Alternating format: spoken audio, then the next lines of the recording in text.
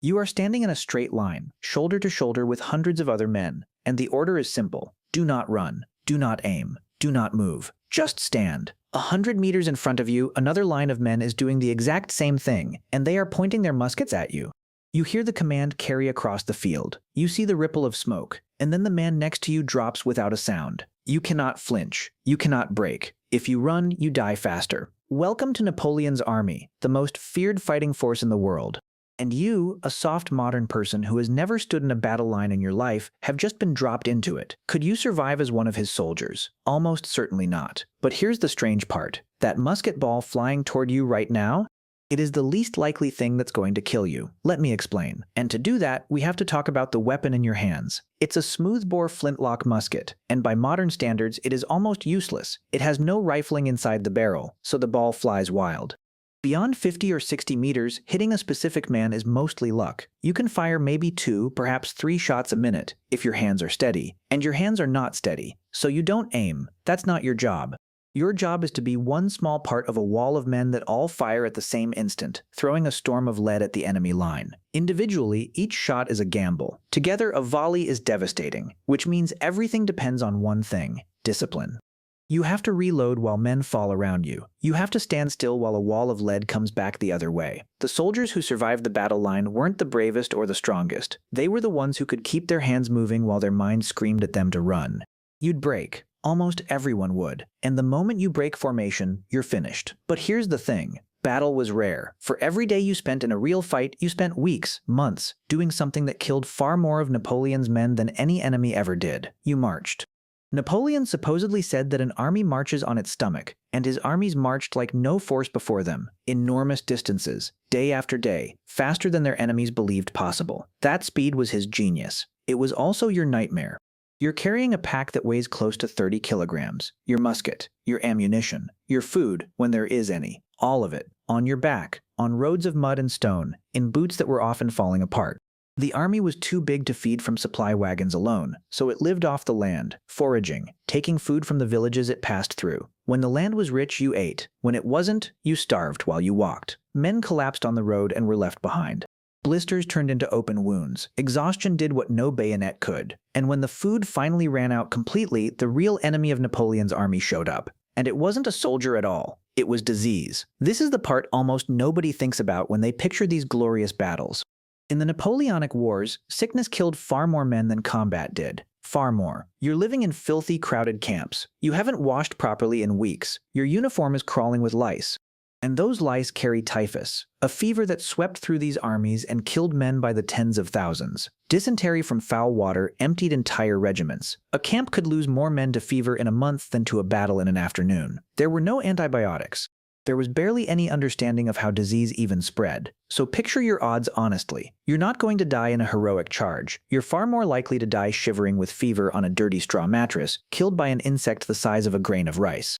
Quick thing, because if you're the kind of person who wants the real history, not the painting on the wall version, but what it was actually like to be there, subscribe. It genuinely helps this channel keep going. Now, let's say the worst happens on the battlefield. You're hit.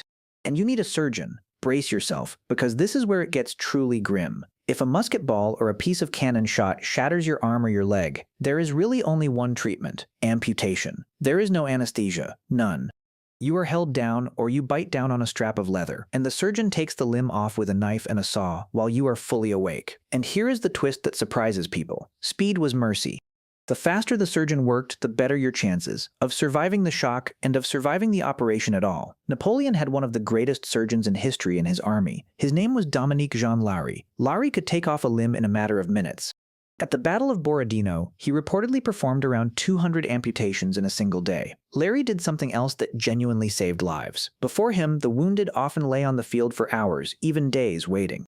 He invented what he called flying ambulances, light, fast carts that raced onto the battlefield to pull wounded men out and get them to surgeons quickly. It was, for its time, revolutionary. And it still wasn't enough, because even a perfect amputation couldn't stop what came next: infection.